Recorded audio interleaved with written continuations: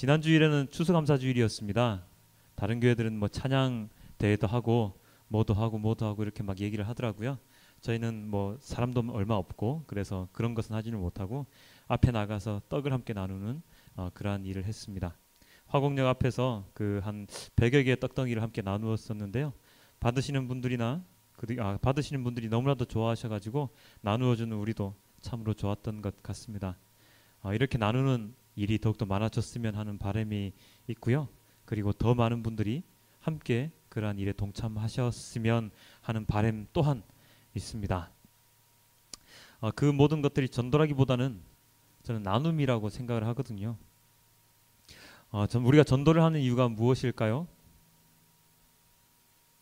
교회 인원수를 불리기 위해서? 예, 그거는 아니겠죠. 예, 그것을 목표로 전도를 한다면 그것 좀 이상한 것 같고요. 전도를 하는 이유는 저는 그렇게 생각을 합니다. 바로 하나님의 사랑을 나누는 것이 아닐까라는 생각을 합니다. 예전에는 제가 어렸을 때니까 그때만 하더라도 우리가 이사를 가거나 아니면 맛있는 음식을 하게 되면 옆집 사람들, 앞집 사람들, 뒷집 사람들과 막 나누면서 같이 먹었습니다. 제가 살던 집의 구조는 연립주택이라는 구조라 그 마당을 함께 쓰는 그런 구조였거든요. 14가구, 12가구가 함께 살았는데 어떤 집이 무언가를 하면 다 알게 돼 있어요. 그래서 서로가 서로에게 음식을 풍성하게 더해서 함께 막 나누고 이런 나눔을 언제나 실천하며 살았었습니다. 요즘도 좋은 물건이 있으면 공동 구매 막 하잖아요. 뭐 그것이 뭐 그 좀 싸게 살려는 그런 의도도 있긴 하지만 좋은 물건 이런 게 있는 우리 함께 사지 않을래? 이렇게 해서 함께 막 사고 함께 나누고 하는 모습을 보입니다. 그러한 모습들처럼 내가 이 교회를 통해서 주님의 말씀을 통해서 받은 사랑과 은혜를 함께 나누고 그리고 내가 믿는 믿음을 전하는 것 자체가 저는 전도라고 생각을 합니다. 그래서 거창하게 무슨 나가서 뭐 전도 프로그램 뭐 어떻게 한다, 무슨 프로그램 한다, 뭐 거점 무슨 전도 뭐 방법 이런 걸 한다, 뭐 이런 것도 참 좋은 것이기는 하지만 그런 것에 앞서서 내 마음에 주님의 말씀을, 주님께서 주신 마음을 나누고자 하는 마음이 생겨서 그 마음을 함께 나누는 것, 그것이 바로 진정한 전도의 행위가 될 수 있다고 생각을 하고요. 그리고 저는 그것을 나눔의 행위라고 저는 그렇게 이름을 짓고 싶습니다. 그래서 요새는 뭐 거리전도 이런 것도 많이 하긴 하지만 관계전도라고 해서 아는 사람에게 말씀을 전해서 그들이 주님 곁으로 다시 돌아올 수 있게끔 하는 그러한 전도도 많이 하고 있습니다. 이 모든 것은 우리 교회에 나와라 이런 뜻도 있긴 하겠지만 우리 교회에 나오지 않아도 주님을 믿고 주님의 말씀을 섬기며 주님의 말씀에 순종하는 삶을 함께 살았으면 좋겠다. 가까운 교회에 나가셔도 됩니다. 라고 이야기를 하는 것이 저는 더욱더 올바른 그러한 나눔이 아닌가, 전도가 아닌가 그렇게 생각을 하게 되고요. 그리고 그들이 어느 곳에 가든지 하나님의 사랑을 받고 하나님의 은혜를 받고 주님 곁으로 나올 수 있다면 주님께서 더욱더 기뻐하지 않으실까. 우리 교회 사람 작으니까 1인 2배가 운동을 해야 돼 뭐 이렇게 하면서 막 사람을 채우는 그러한 것이 아니라 정말로 나의 마음속에 그가 영혼 구원을 받는 그런 마음속에 그들이 교회에 나가서 주님을 섬길 수 있다면 주님 말씀에 순종할 수 있다면 그것이 가장 아름다운 모습일 것이라고 생각을 합니다. 이러한 모든 것들에 선행되는 것이 무엇이라고요? 바로 내가 주님의 사랑을 받고 은혜를 받고 주님의 말씀을 감동을 받고 내가 주님의 말씀에 순종하며 살아가고자 하는 마음이 있어야 하는 것입니다. 그러한 마음이 없이 그냥 몇 사람 손에 이끌려서 나가서 하는 것들은 부담이 있죠.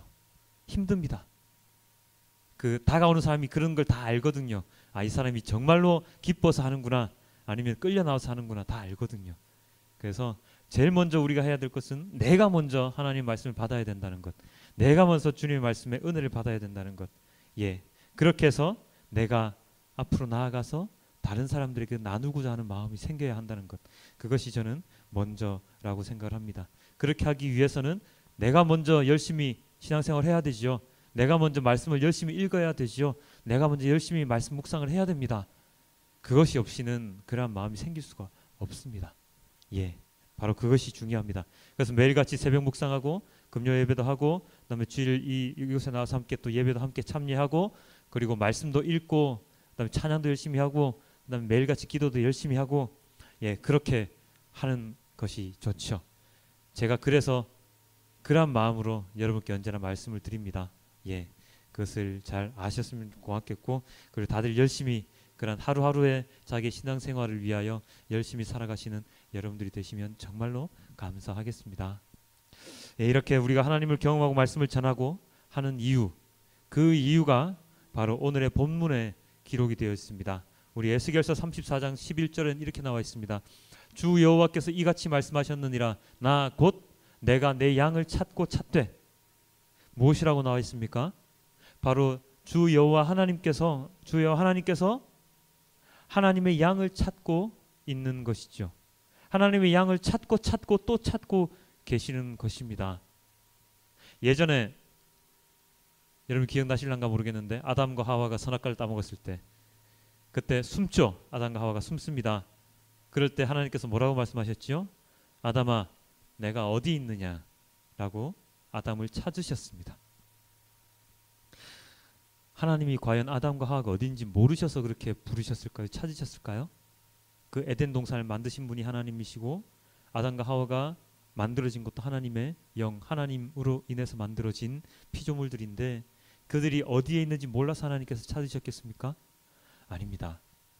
하나님께서는 아담과 하와가 하나님 앞으로 걸어 나오길, 스스로의 발로 걸어 나오길 바라셨던 것입니다. 왜? 그들은 죄를 지은 몸이 되었기 때문이죠. 그래서 하나님을 제대로 보지 못하는 존재가 되었기 때문이죠. 그렇지만 그 모든 것을 아시는 하나님께서 그들에게 정말 하나님 곁으로 나오길, 자기의 발로 두 발로 걸어서 나오길 바라셨던 것입니다. 그래서 하나님은 아담과 하와를 부르셨던 것입니다. 아담아, 내가 어디 있느냐? 그럴 때 아담이 걸어 나와서 주님께, 주님 죄송합니다. 제가 주님께서 따먹지 말라고 했던 그 선악과를 따먹었습니다. 라고 자기의 죄를 주님께 말씀드리고 용서를 구하고 죄를 뉘우치길 바랬습니다. 그것이 바로 하나님의 마음이시지요. 물론 아담과 하와는 그렇게 하지 못했습니다.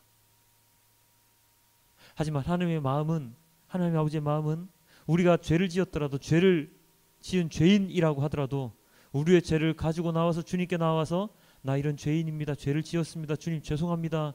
용서해 주십시오. 라고 주님께 말하기를 기다리시는 것이죠. 그래서 주님은 주님의 양을 찾고 또 찾으신다고 이야기를 하십니다. 우리가 읽었던 에스겔서 그 본문 34장 11절 앞에 본문에는 어떤 내용이 들어가 있느냐면요, 바로 그러한 내용이 들어가 있습니다. 선한 목자가 양을 먹이고 양떼를 쳐야 되는데, 목자란, 양을 치는 목자란 그 양을 배불리게 하고 양을 좋은 음식을 주어서 좋은 꼴을 먹여서 그 양을 잘 자랄 수 있도록 인도하는 것이 바로 목자인데, 그렇지 못한 악한 목자가 양떼를 치고 있어서 그 악한 목자는 어떻게 하느냐 하면 그 양떼를 잡아먹습니다. 그 양떼를 더욱더 아름다운 곳으로 더욱더 성장할 수 있도록 인도해야 되는 그 목자가 그 양떼를 잡아먹습니다. 잡아먹기 위해서 그 양떼를 키우고 있는 목자가 있었습니다. 바로 주님께서 그런 목자들을 악한 목자라고 이야기를 하시는데요. 그 자기가 키우는 치는 그 양떼를 보호하고 많은 늑대물이 많은 적들로부터 그 양떼를 지켜줘야 하는데 그 양떼를 잡아먹고 그 양떼를 통하여 자기의 배를 불리고 하는 그러한 모습이 에스겔서 34장 1절부터 10절까지의 내용에 나옵니다. 그래서 그 양들은 어떻게 될까요? 그 양들은 흩어집니다. 그 목자에게서 흩어져서 그 목자를 찾지 못하지요. 그래서 목자를 잃게 됩니다. 그 목자를 잃게 된 그 양들을 주님께서는 오늘 찾으신다고, 목자를 잃어버린 죄를 지음으로 인해서 하나님을 바라보지 못했던 그 아담과 하와가 자기 아버지를 잃어버렸던 것처럼 악한 목자 밑에서 목자를 잃어버리고 흩어졌던 그러한 양떼를 이제는 내가 먹이겠노라 하고 주님께서 그 양떼를 찾고 계시는 것이죠. 34장 16절에 이렇게 나와 있습니다. 좋은 꼴을 먹이고 그 우리를 이스라엘 높은 산에 두리니 그것들이 그곳에 있는 좋은 우리에 누워 있으며 이스라엘 산에서 살찐 꼴을 먹이리라. 내가 친히 내 양의 목자가 되어 그것들을 누워 있게 할지니라. 주 여호와의 말씀이니라. 나와 있죠. 이렇게 이들을 먹이려고 주 여호와께서 살찐 꼴을 먹이고, 그리고 또 무엇을 먹입니까? 좋은 꼴을 먹이고 좋은 우리에 누워있게 하고, 그리고 살찐 꼴을 먹이고, 그리고 그 꼴을 먹는 그 양들의 목자가 내가 될 것이니라 라고 이야기를 하시죠. 그렇게 해서 주님께서 보호하셔서 그 양들이 정말로 튼실하게 자라날 수 있도록 만드시겠다고 주님께서 말씀하십니다. 그것이 바로, 그 모습이 바로 선한 목자의 모습입니다. 진정한 선한 목자의 모습이죠. 그렇게 해서 주님은 이렇게 하시죠. 이로 말미암아 주 예수 안에서, 이게 기록이 안 돼 있군요. 에스겔서 34장 16절에 보면 이렇게 나와 있습니다. 그 잃어버린 자를 내가 찾으며 쫓기는 자를 내가 돌아오게 하며 상한 자를 내가 싸매주며 병든 자를 내가 강하게 하려니와 살찐 자와 강한 자는 내가 없애고 정의대로 그것들을 먹이리라. 잃어버린 자를 찾고 쫓기는 자를 찾고 아프고 힘든 자들을 갖다 보호하고 감싸주고 싸매주시며 이 양들을 흩어버렸던 다른 강한 녀석들을 주님께서 없애버리고 정의로서 그들을 먹이시겠다고, 그들을 심판하시겠다고 우리 하나님께서 이야기를 하십니다. 그리고 하나님은 우리에게 이러한 것을 요청을 하시는데요. 어떠한 것을 요청하시냐면, 이로 말미암아 주 예수 안에서 너희 믿음과 모든 성도를 향한 사랑을 나도 듣고 우리 주 예수 그리스도의 하나님, 영광의 하나님께서 지혜와 계시의 영을 너희에게 주사 하나님을 알게 하시고, 그리고 너희 마음의 눈을 밝히사 그의 부르심의 소망이 무엇이며 성도 안에서 그 기업의 영광의 풍성함이 무엇이며 그의 힘의 위력으로 역사심을 따라 믿는 우리에게 베푸신 능력의 지극히 크심이 어떠한 것을 너희로 알게 하시기를 구하노라. 이렇게 얘기를 하시죠. 주님께서 모아주십니다. 그 흩어진 양들을 모아주시고 악한 목자로 인해서 지치고 그리고 너무나도 병든 그러한 양들을 모아주셔서 그 양들이 무엇을 하기를 원하시냐면 알게 하시기를 원하시죠. 17절에 이렇게 나와 있습니다. 하나님을 알게 하시고, 그리고 18절에 18, 19절에 어떻게 나와 있습니까? 그의 부르심의 소망이 무엇인지 알게 하시고, 그리고 그 기업의 영광의 풍성함이 무엇인지 알게 하시고, 그 힘의 위력으로 역사심을 따라 믿는 우리에게 베푸신 그의 능력이 얼마나 큰지를 주님께서 알게 하시는 것을 우리에게 요청을 하십니다. 이러한 아는 것, 하나님을 알고 부르심의 소망을 알고 그 능력을 아는 것, 이 모든 것의 가장 핵심이 되는 것은 바로 하나님께서 우리에게 보여주신 그 바로 핵심,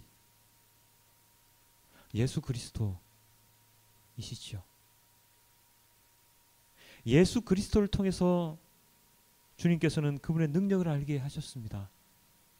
그리고 예수 그리스도의 부활을 통해서 우리에게 천국의 소망을 갖게 하셨지요. 그리고 하나님 그 자체를 예수 그리스도를 통해서 우리에게 보여주셨습니다. 이 모든 것은 무엇입니까? 바로 하나님의 사랑이지요. 하나님은 사랑이심이라. 그 사랑이신 하나님이 이 땅에 나타나신 것이 바로 예수 그리스도이시고, 그 예수 그리스도께서 우리에게 보여주신 것이 그 하나님의 능력이시고, 그리고 예수 그리스도의 그 부활이 주님께서 우리를 부르신 그 소망이 되시는 것입니다. 바로 그것이죠. 이것을 저희에게 알게 하시기를 원하셨습니다.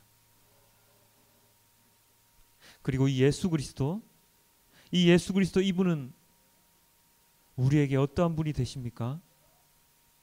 오늘의 마태복음 본문에 이렇게 나와 있습니다. 25장 40절인데요.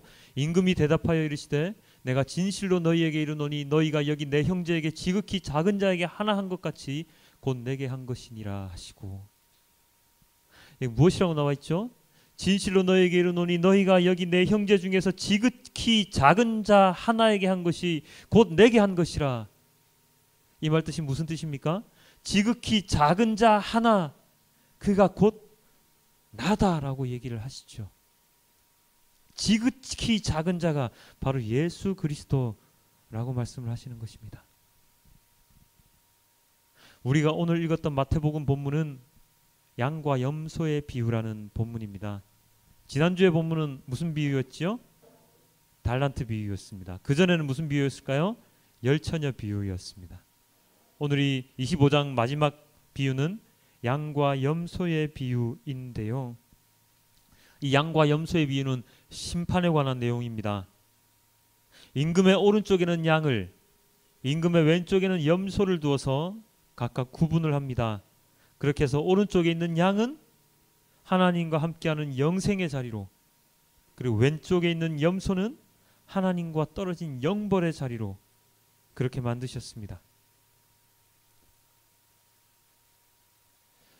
오른쪽에는 영생, 왼쪽에는 영벌. 오른쪽은 선한 것, 왼쪽은 악한 것. 오늘 예수님께서는 이 양과 염소의 비유를 통해서 오른쪽에 있는 자는 영생에, 왼쪽에 있는 자는 영벌에 들어간다고 이야기를 하십니다. 오른쪽에 있는 자들이 영생에 들어가는 이유가 무엇일까요? 그 이유는 바로 방금 읽었던 이 구절에 나와 있죠. 너희가 지극히 작은 자에게 베푼 그 선행, 그 선행으로 인하여 너네는 영생의 자리로 들어가게 될 것이다. 그들은 인식하지 못했습니다. 예수님께서 그렇게 얘기를 하셨죠. 너희가 목마른 자에 마실 것을 주고 줄인 자에게 먹을 것을 주고 감옥에 갇힌 자를 위로하였고, 이렇게 얘기를 하셨습니다. 그때 그 제자들이 뭐라고 했습니까? 주님, 저희가 언제 그렇게 한 적이 있습니까? 저희는 그렇게 한 적이 전혀 없습니다. 그때 예수님께서 이렇게 얘기를 하셨거든요. 너네가 알지는 못하겠지만 너네가 지극히 작은 자에게 한 그것이 바로 나에게 한 것과 똑같으니라 라고 이야기를 하십니다. 그리고 마찬가지로 왼쪽에 있는 자들에게는 뭐라고 얘기를 하셨습니까? 왼쪽에 있는 제자들에게는 너네가 그들에게 하지 아니하였기 때문에 너희는 나 왼쪽의 자리에, 염소의 자리에, 영벌의 자리에 들어가게 되느니라. 저희가 주님께 해드리지 못한 게 무엇이 있습니까? 너네들은 줄인 자를 돌보지 않았고, 목마른 자를 돌보지 않았고, 아픈 자를 돌보지 않았고, 감옥에 갇힌 자를 돌보지 않았기 때문이다. 그들은 바로 나였는데 나에게 너희들은 아무것도 하지 않았다 라고 이야기를 하시죠. 여기서 우리가 한 가지 오해를 하지 않아야 할 것은 무엇이냐면요, 바로 이것인데요. 방금 주님께서 선행을 하였기 때문에 너네는 오른쪽에, 너네는 선행을 하지 않았기 때문에 왼쪽에 라고 이야기를 하셨다고 해서 그 선행이 구원의 기준이 된다고는 생각하면 안 됩니다. 구원의 기준은 무조건적인 주님에 대한 믿음으로 구원을 얻을 수 있고요. 그 믿음이 온전할 때에, 그들의 믿음이 제대로 된 믿음일 때에 양의 자리, 오른쪽의 자리에 앉은 제자들처럼 그러한 행동이 나온다고, 그러한 행위가 나온다고 얘기를 하신 것이죠. 그 말인즉슨 무엇이냐면 양의 자리에 앉은, 오른쪽 자리에 앉은 제자들은 올바른 믿음을 가진 자들이고, 왼쪽에 앉은, 염소의 자리에 앉은 자들은 그 믿음이 올바르지 않았다 라고 하는 것이죠. 하나님을 제대로 믿는다면, 하나님을 제대로 믿는다면 너희들이 너희보다 못한 자들을, 너희보다 못한 자들을 위해서 모든 것을 다 베풀 수 있는 자들이 되어야 한다. 만약에 너네들이 너희들만 알고 윗사람들만 알고 너희들 배를 불리기 위한 일들만 한다면 그것은 너네들이 입으로만 하나님을 믿는다고 고백하는 것일 뿐이다. 진정으로 하나님을 믿는 것이 아니다. 그렇기 때문에 너희들의 마지막은 영벌의 자리이다 라고 이 얘기를 하시는 것이죠. 하나님의 사랑을 베푸는 자들, 하나님을 제대로 온전하게 믿는 자들은 어떤 사람들이 되었습니까? 예수 그리스도를 알게 되었지요. 예수 그리스도가 정말로 이 땅에 오신 메시아라는 것을 인식하게 되었지요. 그래서 예수님의 제자가 되었고 예수님의 말씀에 따라 살아가려고 노력을 하는 자들이 되었지요. 그들은 하나님의 사랑을 베풀려고 노력하는 자들이 또한 될 것입니다. 그리고 줄인 자들, 힘없고 어려운 자들, 병든 자들, 감옥에 갇힌 자들을 위하여 자신의 모든 것들을 다 내어놓을 수 있는 사람이 될 것입니다. 그것이 바로 하나님을 믿는다는 증거입니다. 행함이 없는 믿음은 진정한 믿음이 없다고 주님께서 이야기하시는 것이죠. 하나님의 말씀은 믿지만 그 믿음을 가진 그 사람 나에게서 멈추어 있다면, 그리고 그 이상 나아가지 못한다면 그것은 올바르게 하나님을 믿는 것이 아니라는 것입니다. 그래서 믿음이 온전한 자들, 그들은 영생에, 잘못된 믿음을 가진 자들, 그들은 영벌에 들어가게 되는 것이죠. 근데 여기에 한 가지 공통점이 있습니다. 무슨 공통점입니까? 영벌에 들어가는 자든 영생에 들어가는 자든 어떠한 자들입니까? 하나님을 믿는 자들이었습니다. 하나님을 믿는다고 평소에 입버릇처럼 얘기하던 자들이었습니다. 오늘의 말씀 중에 이렇게 나와 있지 않습니까? 내 형제 중에, 너희가 내 형제 중에 지극히 작은 자에게 한 것. 이들은 하나님을 믿는 자들입니다. 하나님을 믿는다고 얘기를 하는 자들인데도 불구하고 어떤 사람들은 영생의 자리에, 어떤 사람들은 영벌의 자리에 들어가는 것이죠. 무슨 말입니까? 하나님을 믿는다고 해서 다 구원에 들어가는 것은 아니란 얘기죠. 우리 이것을 잘 알아야 됩니다. 제가 엊그제 금요 예배 때 설교 때도 비슷한 말씀을 드렸는데요. 주여 주여 한다고 해서 그가 다 하나님의 나라에 들어갈 수 있는 것은 아닙니다. 거짓된 마음, 거짓된 믿음을 가지고 하나님의 나라에 들어가려고 하는 사람은 결코 그 뜻을 이룰 수가 없습니다. 고난받고 환난받는 어려운 상황 가운데서도 겸손하게 자신을 낮추고 하나님 말씀에 순종하며 나아갈 때 그들은 구원의 선물을 받게 되는 것이죠. 그 표본이 바로 예수 그리스도이시지 않습니까? 지극히 낮은 자, 곧 예수 그리스도. 우리가 따라가고 닮아가야 하는 자, 곧 예수 그리스도. 세상에서 가장 낮은 자, 곧 예수 그리스도.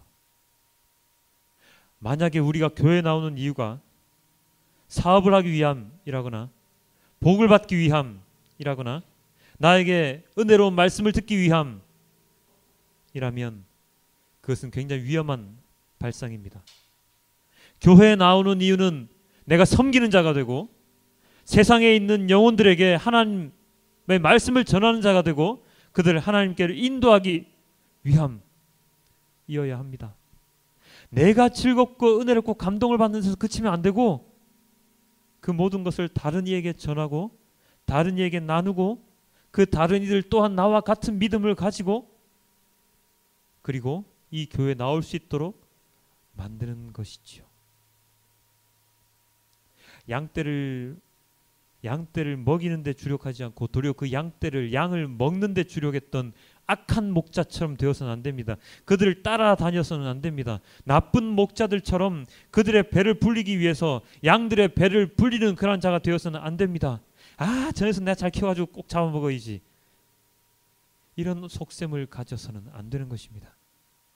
내가 교회 잘 다녀서 복 많이 받아야지, 내가 떵떵거리며 살아야지, 내가 사업이 너무나도 잘 되어가지고 11조 많이 하면 하나님도 기뻐하실 거야 라고 생각하는 것은 위험한 발상입니다. 하나님은 그런 11조 안 받으실 겁니다. 물론 정확하게 잘 모르겠습니다만 주님께서는 그런 11조 원하지 않으실 것입니다. 예전에 그 두렙돈 냈던 그 과부 이야기도 있지 않습니까? 그 어떤 자들보다 작은 돈을 냈지만 그 어떤 많은 돈을 헌금을 한 사람보다 가장 많은 헌금을 했다고 예수님께서 말씀하셨지 않습니까? 바로 그것이지요. 나를 위해서 교회 다니면, 나 자신을 위해서 교회 다니면 그들은 온전한 그리스도인이 되지 못합니다. 올바른 믿음을 가진 사람이 되지 못합니다. 그런데 그런 분들이 요새 교회에 너무나도 많지요. 그것은 나쁜 믿음을 가르쳤던 많은 목회자들 때문입니다. 이 설교를 준비하면서 제가 두 편의 PD수첩이라고 하는 프로그램을 봤습니다. 시간이 없음에도 불구하고 그것을 보게 된 이유가 있는데요. 하나는 강남의 대형교회에 있는 S교회의 오모 목사에 관한 이야기였고요. 하나는 부천에 있는, 거기도 좀 큰 교회입니다. 대형교회는 아니지만 큰 교회인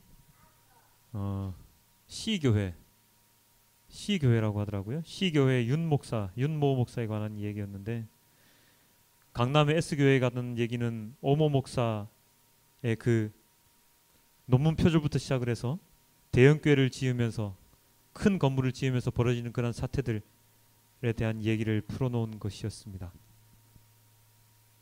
그리고 부천의 C교회 같은 경우에는 교회 헌금을 유용을 하여서 몇억 되는 그러한 헌금을 가지고 자기 개인 재산화, 사유화시키는, 그리고 교회를 사고 파는 교회 장사를 하고 있는 그런 목사에 대한 이야기였는데요.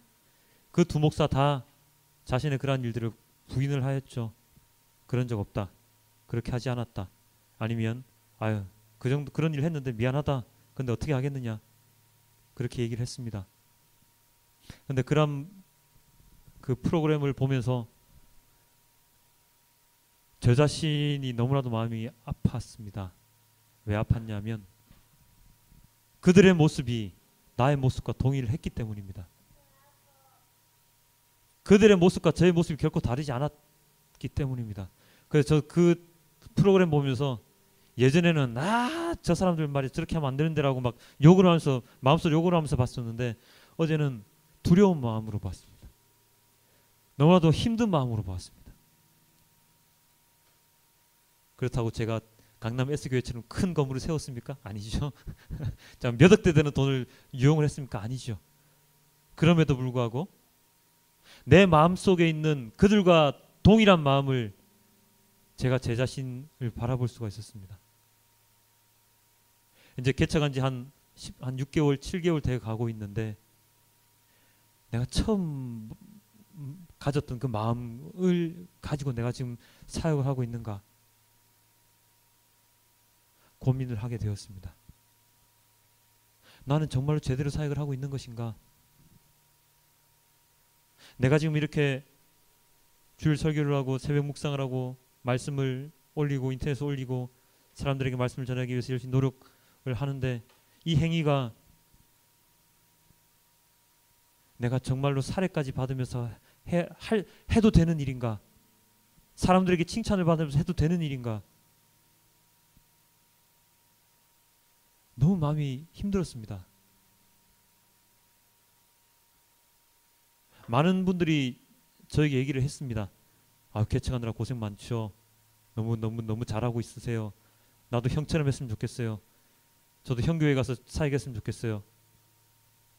그런 말을 수없이 제가 들으면서, 많이 들으면서, 수없이는 아니고 많이 들으면서 저 자신이, 자 방금 예를 들었던 그 두 목사들의 마음과 제가 뭐가 다른가?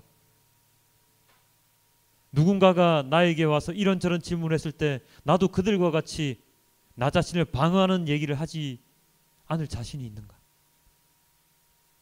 라는 고민을 하게 되었습니다.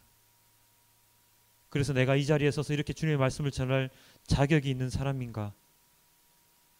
지금 내가 하고 있는 모든 일들이 하나님 나라를 위한 일들인가? 고민하고 또 고민했습니다. 오늘의 에베소서 1장 22절 23절 이렇게 나와 있습니다. 또 만물을 그의 발 아래에 복종하게 하시고 그를 만물 위에 교회의 머리로 삼으셨느니라. 교회는 그의 몸이니 만물 안에서 만물을 충만하게 하시는 이의 충만함이니라. 교회의 머리는 예수 그리스도이신데, 교회는 예수 그리스도의 몸인데, 이 작은 마을 교회는 과연 그러한 말씀에 충실하고 있는가 생각을 해보게 됩니다. 여러분은 어떠십니까? 여러분이 생각하시기에 우리 이 작은 마을 교회가 하나님의 말씀에 따라 잘 가고 있는 것 같습니까? 그리고 나 자신, 여러분 자신들은 하나님 말씀에 잘 순종하며 잘 살아가고 있는 것 같습니까? 나 힘들다고 나 어렵다고 말씀에 순종하지 않고 세상과 타협하면서 살아가고 있지는 않으십니까? 예수님께서 욕하셨던 그 외식하는 자들의 모습이 나의 모습은 아닙니까? 아, 저 사람 정말로 믿음이 좋은 사람이야 라는 말을 듣고 싶어서 외식적으로 행동했던 적은 없습니까? 그러니까 모든 일에 주님의 말씀을 갖다 붙인 적은 없습니까? 믿음이 좋다는 얘기는 하나님께서만 하실 수 있는 이야기입니다. 사람이 사람에게 당신 믿음 참 좋은 것 같아요 라고 말할 수 없습니다. 그 사람이 믿음 좋은지 안 좋은지 어떻게 아실 겁니까? 그 사람이 성경 말씀 많이 외우고 있다고 그 사람 믿음 좋은 사람입니까? 아니죠. 믿음이 좋고 안 좋고는 예수님께서 다시 이 땅에 오실 때 판단해 주십니다. 예수님께서 하나님께서 판별하실 일입니다. 그래서 오늘도 예수님께서 우리에게 말씀하시지 않습니까? 너희는 영생에, 너희는 영벌에, 너희는 우편에, 너희는 좌편에. 이 모든 판단은 하나님께서, 예수님께서 하시는 것입니다. 이 심판의 날을 위해서 우리는 지극히 작은 자에게 하나님의 사랑을 베풀어야 하고, 그리고 나 자신의 믿음을 더욱더 키워야 하고, 그리고 하나님 나라에 소망을 두어야 하는 것입니다. 살찌고 강한 양이 되어서 다른 양들을 무리 밖으로 흩어버리는 존재가 되면 안 되고요. 하나님께서 꼴을 먹여주시고 보호해주시는, 그리고 나보다 약한 자들을 보호해주는 그러한 존재가 되어야 하는 것입니다. 그러한 자들을 위해서 하나님께서 친히 목자가 되어주시고, 그리고 그들에게 예수 그리스도를 보내주셔서 그를 따라 살도록 보여주신 것입니다. 예수 그리스도를 이 땅에 보내시지 않으셨다면 우리가 알지 못하니까요. 우리는 너무나 어리석기 때문에, 우리가 눈으로 보지 않으면 우리는 깨닫지 못하니까요. 그래서 오늘도 주님께서는 우리에게 말씀을 주시어서 하나님 나라에 대한 소망을 갖게 하시고 우리의 믿음을 더욱더 성장할 수 있게 하여 주십니다. 맨 마지막, 우리의 마지막이 하나님 나라에 있게 하시기 위해서입니다. 여러분들은 진정으로 하나님 나라를 소망하십니까? 얼마나 소망하십니까? 하나님 나라는 있다고 믿으십니까? 믿어지십니까?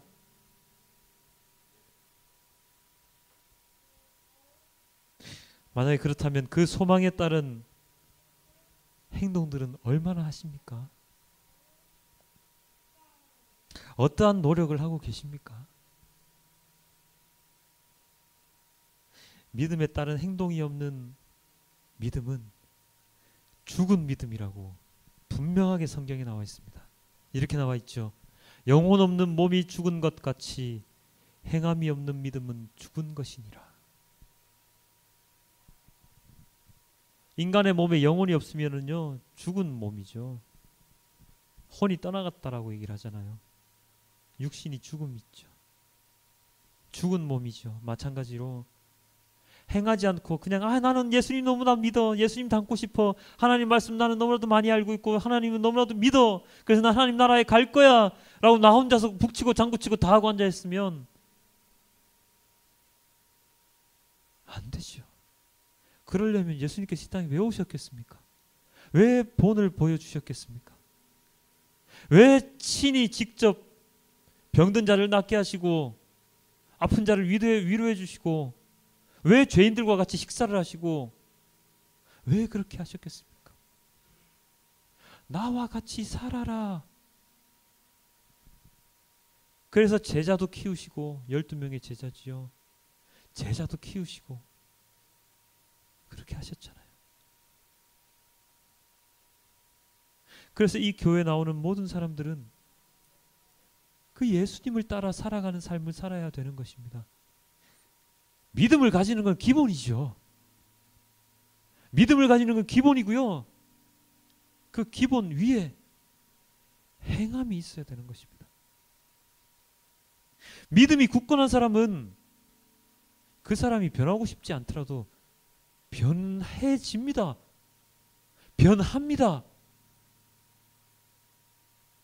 집사가 되고 장로가 되어서 직분을 받고서도 그 사람이 처음 믿을 때와 동일한 사람이라면 그들은 온전한 믿음을 가진 사람이 아니죠.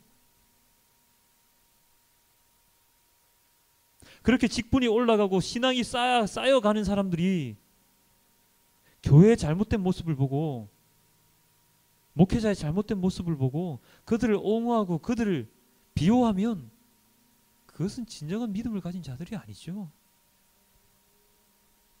절대로 아닙니다. 말로만 떠드는 사람들은 온전한 믿음을 가진 사람들이 아니죠. 지난주 설교 때 말씀드렸지 않습니까? 선한 목자와 악한 목자를 구분할 수 있는 기준이 무엇이라고요? 열매라고 말씀드렸습니다. 그 열매는 무엇이라고요? 말을 하는 그 사람의 행동이 그 말과 동일한가 아닌가에 달려있다고. 그것이 바로 열매라고 지난주에 주님께서 우리에게 말씀하셨습니다. 자신이 믿음을 가졌다면 그 믿음에 대한 책임을 질 수 있어야 합니다. 그 믿음에 대한 행동을 할 줄 알아야 됩니다. 저는 믿은 지 얼마 안 됐기 때문에 저는 이 정도만 할게요. 괜찮습니다. 누가 뭐라고 그럽니까? 아니요. 자기가 믿는 만큼 행하는 것이죠. 믿지도 않는 사람 보고 당신 전도 분명히 나가야 돼요. 당신 뭐 해야 돼요. 뭐 해야 돼요. 그러면 그 사람 믿음 못 가집니다. 힘들어서 못 가지죠. 컵은 소주잔 크기인데 그 크기에다가 물을 콸콸콸 부으면 그 부은 것들은 다 어디로 갑니까? 다 넘쳐 흘러버리죠. 감당이 안 되는 것입니다. 그 믿음에 맞게끔 행함이 있어야 되는 것입니다. 그 이상 해라는 것이 아니죠. 그 믿음만큼만 행하라는 것이죠. 그것이 중요합니다. 믿음을 가지고서 행함이 없으면 절대로 안 되는 것입니다. 그것이 바로 제가 개척한 이후에 계속해서 하고 있는 고민입니다. 내가 작은 마을교회 다닌 지 얼마간 되었는데 나는 과연 처음 작은 마을교회에 나왔을 때와 지금이랑 얼마나 바뀌었을까? 한번 생각해 보신 적 있으실까요? 없으시죠? 많이 생각을 못 하셨을 제가 생각을 해보라고 한 번도 말씀 못 드렸기 때문에 아마 생각을 안 해보신 분이 많으실 것 같아요. 그러면 한번 생각을 한번 해보십시오. 내가 작은 마을교회에 오기 전과 작은 마을교회에 오고 나서와 내가 바뀐 것이 무엇이 있을까? 무엇이 바뀌었을까? 예를 들자면 내가 말씀을 조금 더 알게 되었다. 예를 들자면 내가 옆에 있는 사람을 조금 더 사랑하게 되었다. 예를 들자면 이제는 내가 가진 것을 좀 나누고자 하는 마음이 생겼다. 뭐 이런 것들이죠. 난 담배를 끊게 되었습니다. 주님을 믿고 났더니 그것도 좋은 행함이죠. 거짓말을 덜 하게 되었습니다. 거짓말을 할 때마다 전에는 없던 죄책감이 들게 되었습니다. 제가 사업을 하는데 예전에는 정말 아무런 느낌 없이 편법을 많이 사용했는데 이제는 그 편법을 사용하긴 하지만 마음속에 죄책감이 생겼습니다. 그래서 앞으로는 안 해야 되겠다는 마음이 계속 생깁니다. 변하지요. 맞습니다. 그러한 달라진 게 있으십니까? 만약에 없다면 전적으로 저의 잘못입니다. 제가 잘못했기 때문입니다. 제가 이렇게 말씀을 잘못 전했기 때문입니다.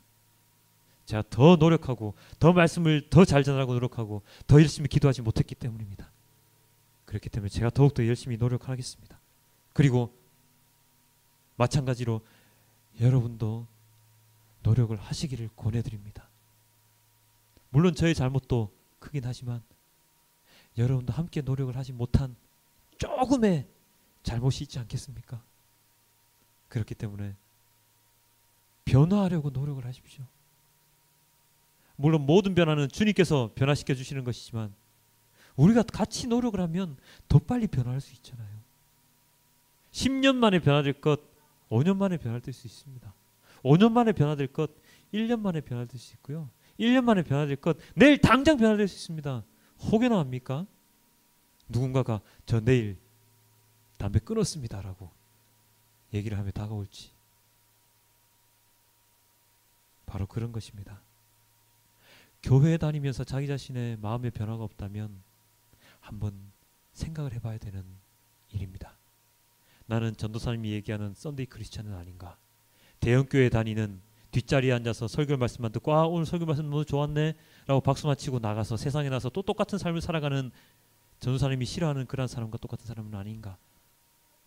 한번 고민을 해봐야 됩니다. 왜냐하면 오늘 말씀 때문에 그렇습니다. 지극히 작은 자에게 내가 베푼 그 선행, 그것이 바로 예수 그리스도께 하나님께 한 행동이기 때문에 그것을 통하여 오른쪽의 자리에 앉을 수 있는 나 자신이 되어야 되지 않겠습니까? 믿음은 있지만 아무것도 행하지 못해서 심판의 날에 내가 주님의 왼쪽에 앉는 그런 불상사는 없어야 하지 않겠습니까? 그것 때문에 교회 다니는 것입니다. 다른 것 없습니다.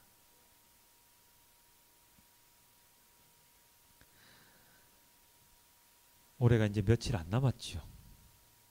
오늘이 11월 23일이니까 한 40여일 남았습니다. 이 짧은 기간 40일 동안 참 많은 일이 있을 것입니다. 큰 일 보면은 크리스마스도 있고요. 연말연시도 있을 것이고 많은 송년회 모임도 있을 것이고요. 많은 일들이 정말로 바쁘게 하루하루가 지나갈 것입니다. 이 바쁘게 지나가는 하루하루 속에서도 주님을 생각하고 하나님 나라를 생각하고 그리고 무엇이 진정으로 나를 위한 일인가를 생각하며 나아가는 여러분들이 되시길 주님께 기도드립니다. 그리고 하나님께서 진정한 나의 목자가 되시길, 사꾼 목자들이 나의 목자가 아닌 정말로 나를 살찌우고 나를 성장시킬